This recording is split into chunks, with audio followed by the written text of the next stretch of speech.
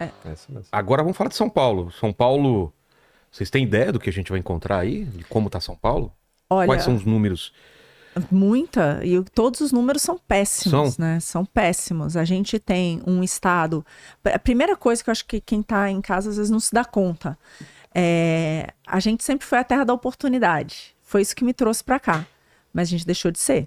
Nos últimos 10 anos. Teve uma evasão de empresas, né? Imensa. A nossa economia, o PIB encolheu 16%, Vilela. Que é um 16% absurdo, em termos reais.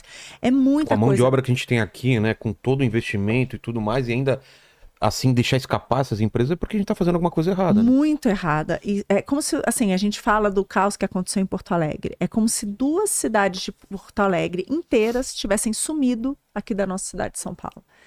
É uma coisa, sabe? E a gente tá vendo isso. A gente vê quando o número de moradores de rua sai de 20 para 80 mil pessoas.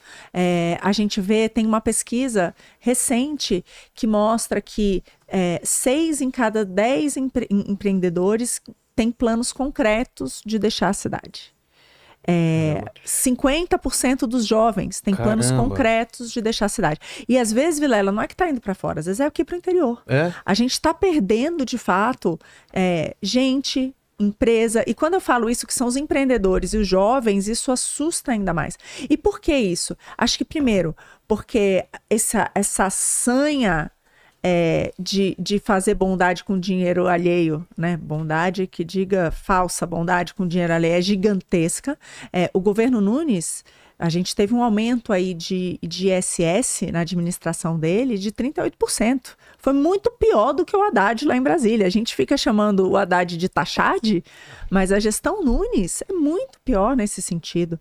Então, aí ele fala, porque tem algumas coisas que foram ganhos de eficiência, então devolve, né? A gente tem lá no programa, não vai ter aumento de carga tributária. Se aumentar a arrecadação, a gente devolve, diminui a alíquota.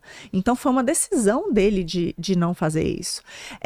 Então, eu vejo que hoje a gente tem aqui um orçamento que é por habitante, que é 2,5 vezes a média das outras capitais do Brasil. 2,5 vezes. E a gente falha tanto que o principal investimento da prefeitura, que é a educação, né? Que é o maior gasto hoje, 1 em cada 4 reais gastos aqui na prefeitura vai para a educação e é o principal gasto de todo o prefeito. A gente não consegue ensinar nem a ler e escrever. 38% das nossas crianças aprendem a ler e escrever no 2º ano do fundamental. Em qualquer lugar do mundo isso acontece na pré-escola, Vilela. Aqui, então assim, a gente não está fazendo o básico, entendeu? Então assim, eu sei que os desafios são gigantescos, mas eles também não são nada de outro mundo, porque se você for pensar nos problemas, zeladoria, alfabetização, atração de negócios, nada disso precisa de um grande engenheiro da NASA para resolver, né? Você precisa de fato de ordem, precisa de gestão, precisa colocar gente que conhece e que consegue tocar o assunto. Por exemplo, vou voltar um pouco para a questão das estatais, porque as pessoas às vezes perdem um pouco da ordem de magnitude, né? Mas uma empresa estatal, tipo um Correios ele tem um orçamento maior do que São Paulo, e ele tem mais funcionários do que o município de São Paulo, praticamente. Uma empresa, tá? E São Paulo é a terceira maior PIB, né, do Brasil. Sem falar a Petrobras, sem falar aí é muito mais. Sem falar os bancos. Aí se a gente pegar os bancos, aí é anos-luz mais, né? E eu falo isso, eram empresas que estavam dando prejuízo e quebradas, né? O conjunto das estatais tinha uma dívida maior do que o seu ativo, eles davam prejuízo, e no último ano ali da gestão do Guedes, o que a gente viu? A gente viu lucros de mais de 270 bi, a gente viu um ativo 850 versus um passivo de menos de 300. Se a gente soma lucratividade, valorização de ativo e queda de passivo, a gente está falando de 1 trilhão e 300 bilhões. Caramba. Que foi o delta em 4 anos. Caramba. Em 4 anos. Como é que aconteceu esse milagre? Só colocando gente honesta e competente. Não me chama nada a atenção de como é que você conseguiu fazer, porque é muito básico, é aquilo que a gente faz no dia a dia no setor privado. O que mostra o tamanho do absurdo que era antes. Eu acho que o que está claro ali é como que esses caras conseguiram acabar com tanta riqueza no nosso país. E a gente agora está voltando pelo mesmo caminho.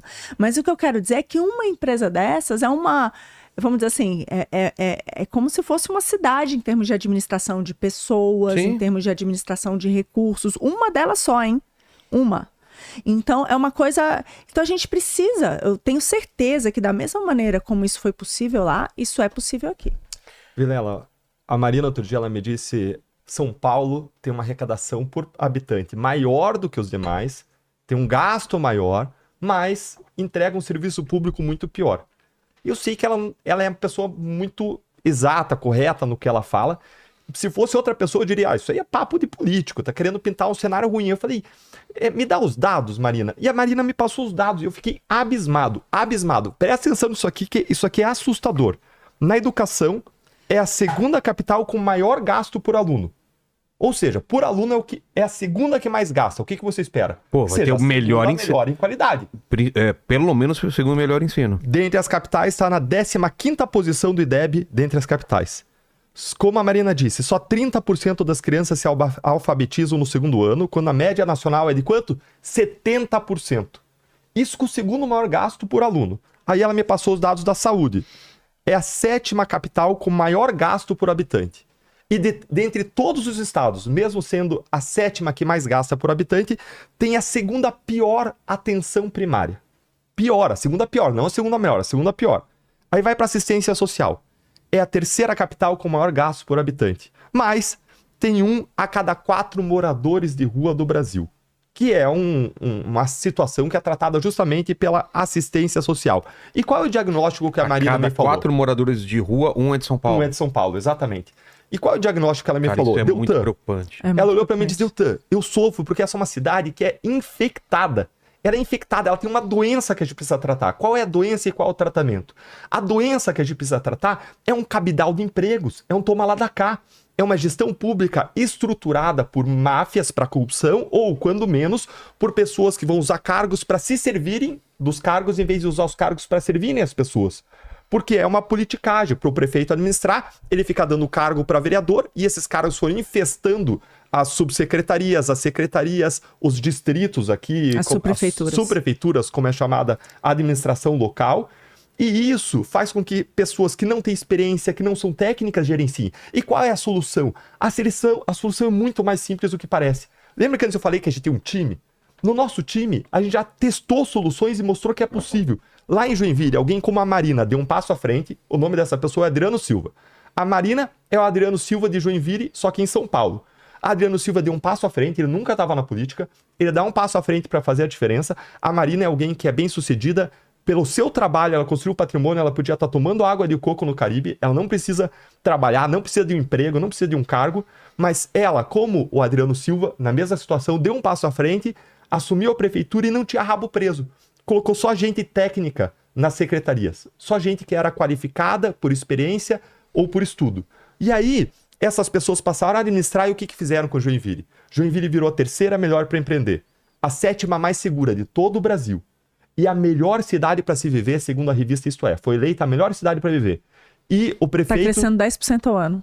E o prefeito tem uma aprovação maior do que 90%. É uma aprovação, a gente brinca, padrão Coreia do Norte. Mas sem a censura que acontece no Brasil, seja pelo Alexandre de Moraes, seja pelas mãos de algumas candidatas aqui de São Paulo, como a Tabata do Amaral.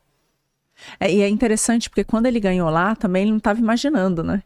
E eu lembro que foi todo mundo para lá para fazer campanha para ele, quando ele passou para o segundo turno, que foi uma vitória.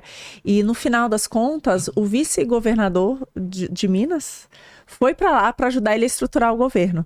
Então, Matheus ficou lá, né? Não sei se os 6 primeiros meses, mas ficou lá os primeiros meses até estruturar e levar tudo que tinha feito. E foi a mesma coisa agora. Eu falei, vocês estão no sal. Porque se a gente levar aqui, eu quero os dois. Eu quero o Matheus e eu quero a Rejane aqui também para ajudar. Porque tem um pouco disso, né? O que é boa a experiência de ter a certeza de que a gente vai levar de volta, né? Assim como, por exemplo, na construção do plano de governo, para mim foi muito importante que boa parte daquele time que foi lá para o Ministério da Economia está me ajudando, né? A grande elaboração veio ali de até um livro que o ministro me deu, da melhor cidade do mundo, assim, em termos de liberalismo, que é Madrid, que é a cidade que mais cresce hoje na Europa, com políticas públicas que melhoraram muito a qualidade de vida da população. O Carlos da Costa, que está cuidando do plano de governo, que era secretário de produtividade, foi um dos idealizadores também, dentre outras coisas, do marco do saneamento, né? O Pronamp durante a pandemia, para as empresas não quebrarem, não precisarem demitir. Então, é um time grande. O Diogo, que era presidente da ENAP também, o Diogo, que é o outro, né? Que é um homônimo ali, mas que é da Costa também, mas que é um cara incrível, né? Que ajudou muito em como a gente torna um setor público, enfim, profissionalizar, né, ali. Então, ele fez um trabalho também excelente. Então, esse pessoal, quem foi secretário da parte de gestão de pessoal, então, o Wagner Lenhardt. Então, é um time, de fato, né? Eu tenho essa cabeça de que é isso, não se faz nada sozinho. Então, todos esses aprendizados que a gente teve, seja lá em Brasília, seja do novo no estado de Minas Gerais, nas cidades em que a gente tem prefeitura, da gente poder trazer para aqui, para a cidade. Eu queria